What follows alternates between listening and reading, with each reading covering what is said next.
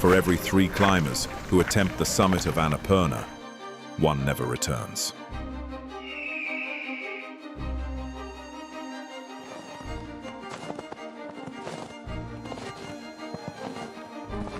Mount Everest, a mountain most people cannot name, and it is in Nepal, with 7 more of the world's 14 highest peaks.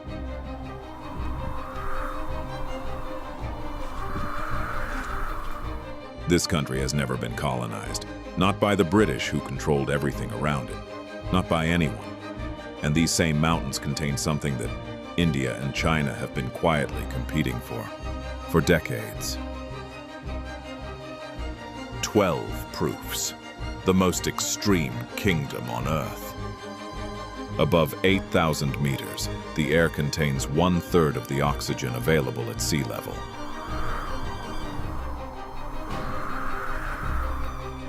Sound travels differently. Voices carry less far, as if the altitude absorbs words before they reach anyone. The cold is not the cold of winter. It is the cold of a place that was not designed for human presence.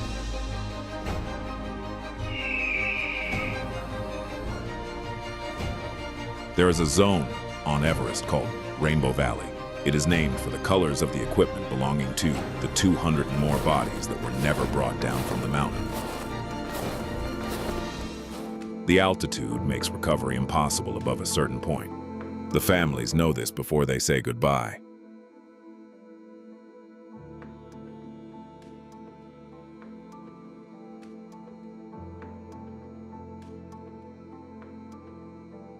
One climber in 10 who enters the death zone above 8,500 meters does not return. Not because of recklessness, because the body reaches an absolute limit that no training can push past. The mountain keeps what it takes, and it has kept 200 people in plain sight, visible from the climbing routes preserved by the cold for decades. And yet men carry impossible loads through these same conditions.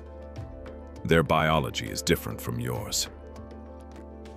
Same altitude, different angle. Not who dies here, but who was built for it.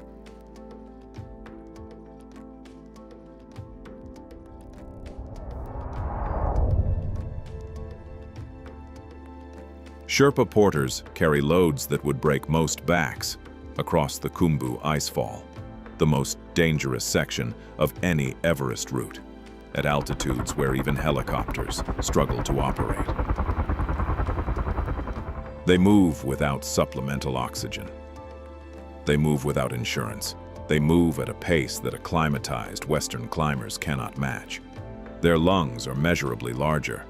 Their hemoglobin efficiency is genetically different. The altitude has modified their biology in just a few generations. Observable, documented, measurable evolution in a living population. Scientists call it a miracle of biological adaptation that cannot be replicated artificially or accelerated by training. The mountain that kills 1 in 3 Annapurna climbers has produced on its lower slopes a population whose body was redesigned to live inside it. The same altitude, 2 completely different biological outcomes. The only door into this world ends in empty sky above a cliff edge. The sound of the engine rising, the runway narrowing ahead, the cliff edge at the end where the concrete stops and nothing begins, a drop of several hundred meters into the valley below. Pilots who operate here require a specific accreditation, issued only for this airport.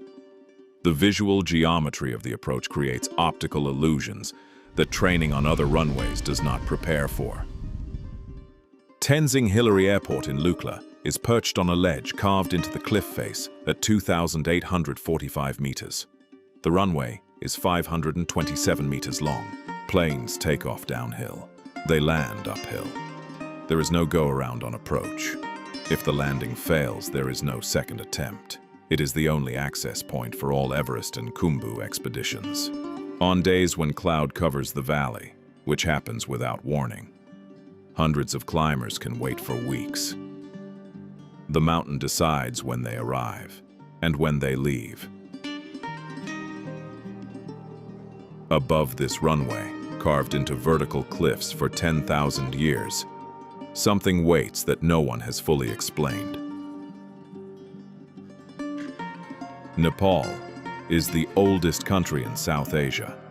It has never been colonized, not by the Mughals who ruled the subcontinent to the south, not by the Qing dynasty that pressed from the north, not by the British Empire that controlled everything around it. The passes were the army. No force moving on foot or horseback could cross them under fire. No artillery could be brought to altitude. The terrain was the defense. In 1814, Britain tried. 2 years of war. They could not advance beyond the foothills. They negotiated, and in doing so, discovered the Gurkha soldiers. Nepal's response to every empire that attempted conquest was the same. We will give you our warriors. You will not take our land. The British Army still recruits Gurkhas today. Nepal has never ceded an inch. The country that could not be conquered exported its fighters to every army that tried, and stayed free.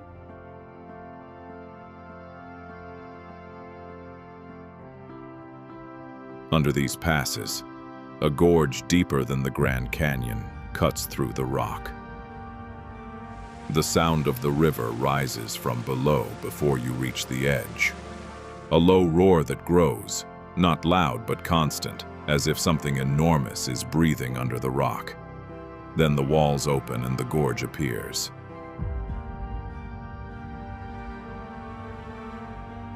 The Kali Gandaki is the deepest gorge on Earth, deeper than the Grand Canyon, deeper than any canyon yet measured.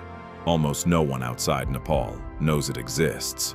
In the rock walls on both sides there are marine fossils, ancient ammonites, black spiral shells from an ocean that filled this region before the collision that created the Himalayas. These fossils are called shalograms. They are sold in religious markets as sacred symbols. Hindu pilgrims carry them home as divine objects.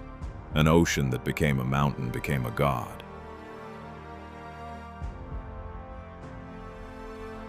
Above these walls, carved into vertical cliffs that no modern climber would attempt without equipment, people lived for 10,000 years. The landscape of Mustang looks like another planet. Red and ochre cliffs under a sky that is too blue, too clear, too silent. No trees, no water visible, just vertical rock and the wind. In those cliff faces, at heights that should be unreachable, there are openings, hundreds of them. Caves carved by human hands into vertical rock faces. 10,000 years ago or more. Archaeologists working in these caves found mummified remains, Tibetan Buddhist manuscripts, and frescoes. They found objects that should not have been here at this period, in this language, in this location. Some of the manuscripts rewrote the established chronology of how Buddhism spread through Central Asia. No one knows how the original inhabitants reached them.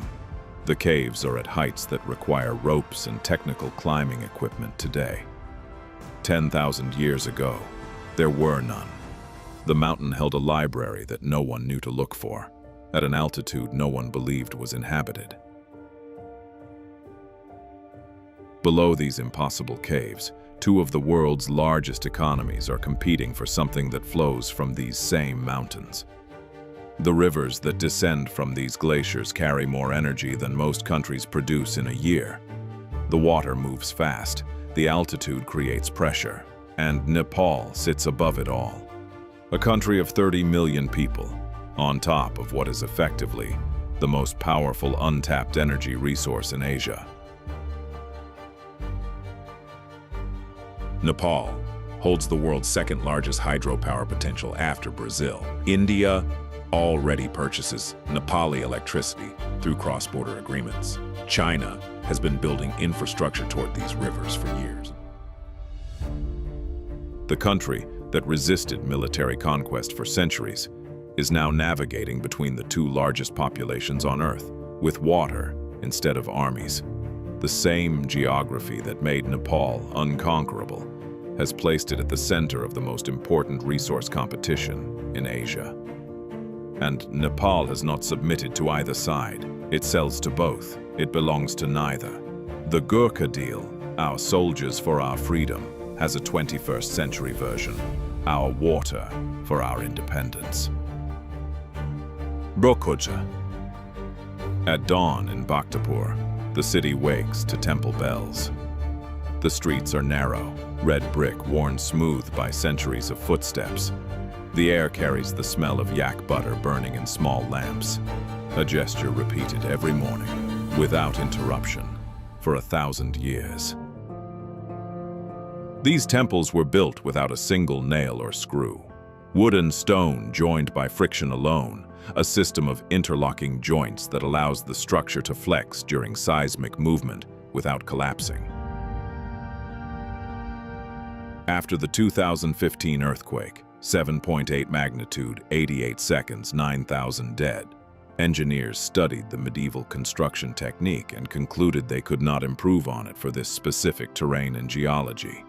The ancient builders had solved the problem the modern world was still working on. The temples that collapsed during the earthquake were rebuilt by local artisans without plans or architectural drawings.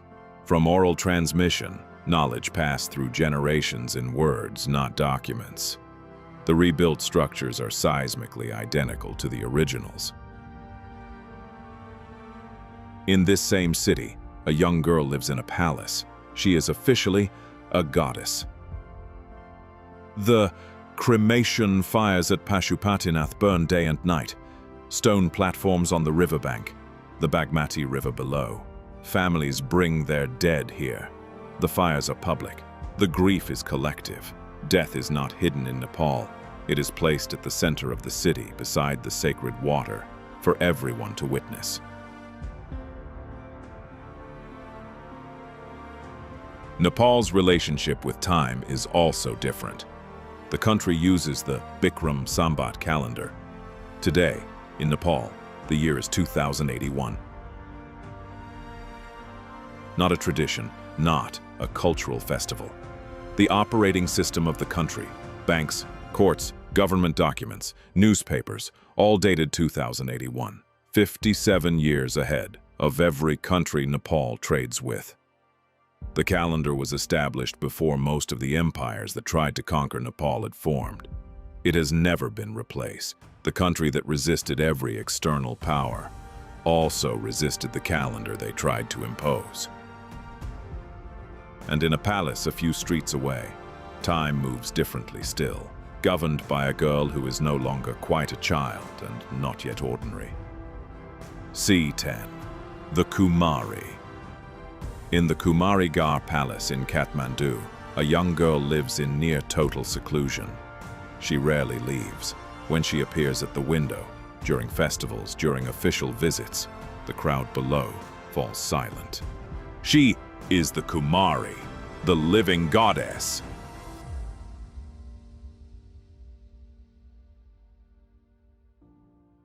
She is selected through 32 specific criteria: physical, behavioral, astrological.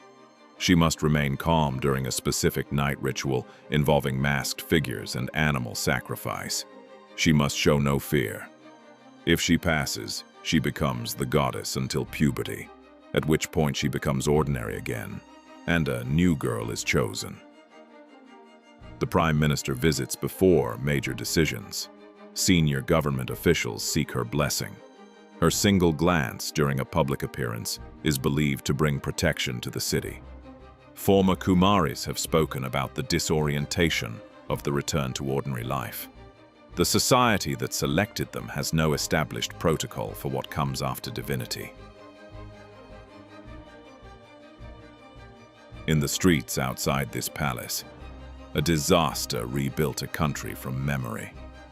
On the 25th of April, 2015 at 11:56 in the morning, the ground moved, magnitude 7.8. The shaking lasted 88 seconds. 9,000 people died. The aftershock, 2 weeks later, 7.3 killed more. Entire villages in the Langtang Valley were buried by avalanche triggered by the quake. They disappeared in seconds.